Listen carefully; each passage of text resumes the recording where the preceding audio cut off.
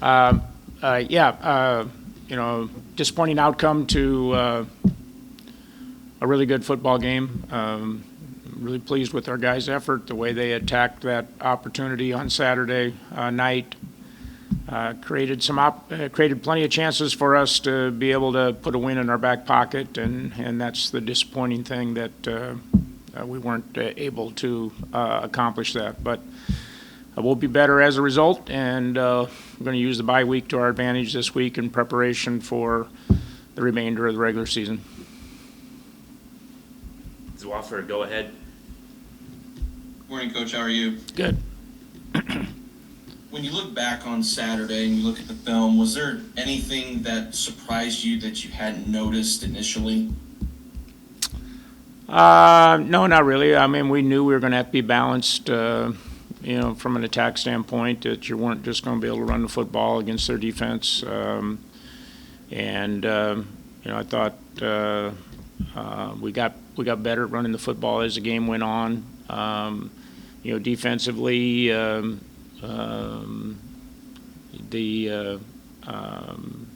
defense played well, put us in positions to be able to win the football game. I think the weather was probably better than what we expected, you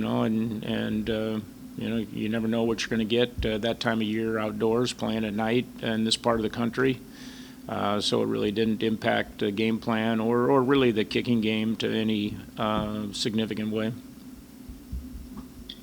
Seems like there were multiple opportunities where SDSU had the chance to pull away, make it kind of one-sided, but you guys were able to stay in it for the entire time. How impressed were you with the resiliency that your team showed? I think there were opportunities on both sides. They had a couple of opportunities, to get a two-score lead. We had a couple of opportunities to put points on the board. We dropped a couple of passes behind coverage that could have been big plays for us. And in games like that, many times it's teams that take advantage of those opportunities the best that end up winning. And at the same time, you got to create them. I liked the fact that our guys kept coming. That would have been that interception down in the red zone there could have been a huge momentum swing. And defensively, we generated a big play of our own there to counter that, and without question, had the momentum there at the end of the game, all the way up to the missed field goal attempt. He obviously had that big forced fumble, but Dennis Shorter was really good throughout the entire game. Just how impressed were you with him to have this type of performance in what was the biggest game of the season up to this point? Yeah, I mean, Dennis has played great all year. I think he's one of the most under-publicized defensive players in our league, quite frankly. I think he's one of the best defensive players in our league, and he showed that on Saturday against a really good football team. What do you want to accomplish during this bye week? Well, bye week at this time of year, it helps you in a couple of ways. Number one, if we're smart, we were able to get some guys back that either didn't play Saturday. We played without Nick Gaze. It was one of our top defensive linemen. Travis Tice, Gary Bryant playing at about 80%. We get hopefully those guys all back and playing closer to 100%. Gives you a chance to really take a step back and kind of look at what you're doing offensively and defensively, things you're doing well, things that maybe from a self-scout standpoint that you need to do a little bit differently moving forward. And, you still got a lot of football left, and so, there's a few younger guys on our football team that this week can be really important to make sure that we invest some additional practice time in them to help them be in a position where they can impact these last three games either through special teams or in a backup role. It's where that four-game redshirt opportunity really comes into play. You mentioned the importance of that self-scout. Just what will that process look like for the coaching staff? Yeah, you kind of take a look at your offense and defense, and things that maybe from a tendency standpoint that you need to make sure that you're not providing or things that you can do that don't give defenses and offenses that are preparing for you certain advantages, and at the same time, there's some things that you're doing really well that you're building on, and some things that you feel like you have to have as a part of your package that you need to be better at, that you can spend a little extra time on here this week as we start to prepare for Indiana State. Last one for me. You've got the bye week plus 3 more games left in the regular season. Just what do you want to see from your team from now until that last game against NDSU? Yeah, continue to get better. It's the same thing we talk about every week. I thought, we continued to take steps forward, showed that, we're a highly competitive football team on Saturday. We've got 3 really tough football games left, but those 3 games are really games where we've got a chance to control the outcome of the season. And we got to take them 1 week at a time and just be a better football team every week as we move forward. Thanks, Coach. Yep. Alex Koff, go ahead. Morning, Coach. Morning. So game against SDSU, obviously, I know you wanted to stay balanced. Their defense gave you some troubles early. Charles Pierre only had 3 carries in the game. Was that something due to their defense or something more behind the scenes? Well, it ended up being a short game possession-wise. Both teams don't necessarily play in a hurry, and became a real field position game. Having Travis back, he carried the majority of the load there defensively. Charles is a guy we need to get back, involved offensively more. But it wasn't an intentional thing. It was just kind of how the game sequenced out.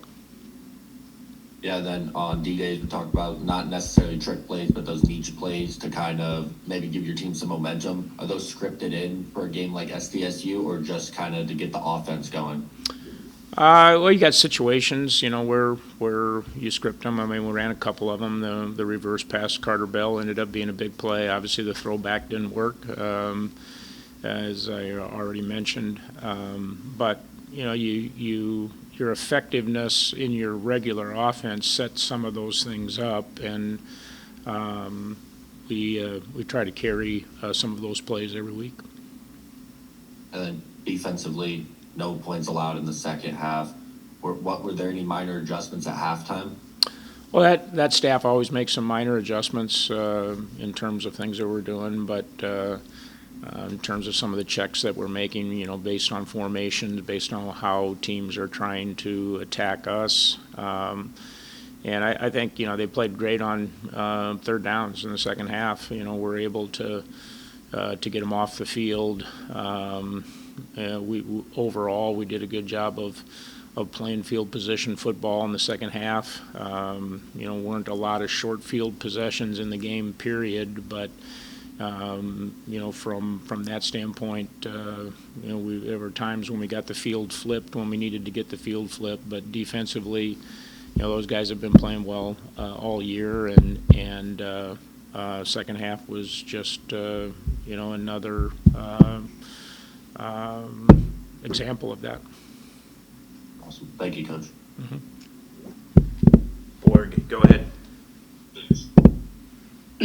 Coach, after with the emotion that always goes into that game, and with the way it ended, is this a good time to go into a bye week to kind of let that one go, or would you rather be playing right away to kind of wash it away?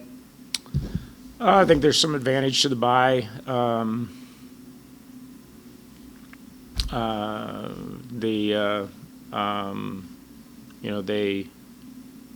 Did this freeze up here?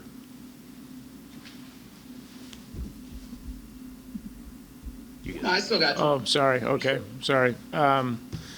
I think there's some advantage to the bye right now. Just for us, it's an opportunity to get some guys back from a health standpoint. We were 2 weeks on the road in a row. That takes a lot out of you, particularly playing night games. We had back-to-back night games on the road. It takes a lot out of you. It really tightens your schedule from a game week standpoint. And so it hits us at a really good time when we can do some things from a football standpoint that are going to help our team, both from a health and from a schematic standpoint. And if it slows up, it's probably on my end because my internet's not that good here. I know Gronowski kind of acknowledged that they wouldn't be shocking to see your two teams meet in the playoffs again. Certainly, a lot of what SDSU runs is similar to what NDSU runs defensively. So that game certainly maybe gives you an idea. Maybe that game kind of gives you a preview a little bit of what to expect. Certainly in a rematch or when you play NDSU.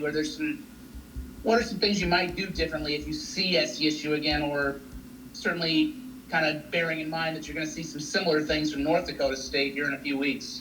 Yeah, I mean, honestly, our focus is on Indiana State. I mean, there'll be different things that we'll do from a game planning standpoint as terms of points of emphasis and in all three phases of the game.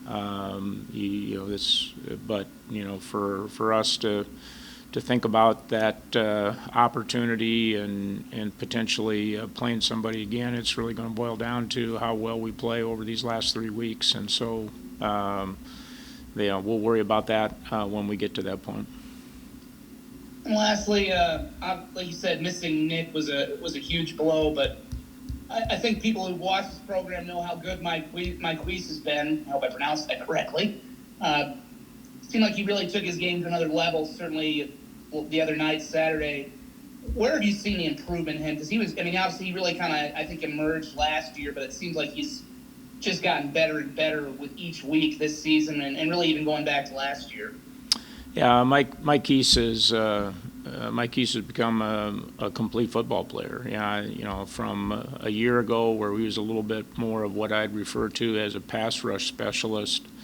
He gave us a lot, and has stepped forward to be a really good every down player. And the guys that came in for Nick. Carter Hooper and John Bunce, they played really well. That front four group has been really solid for us all year with Blake Holden inside and Mo Newsome and some of the backups behind them. But the play by those guys on the edges, including Mike Keese, has been a big part of our success.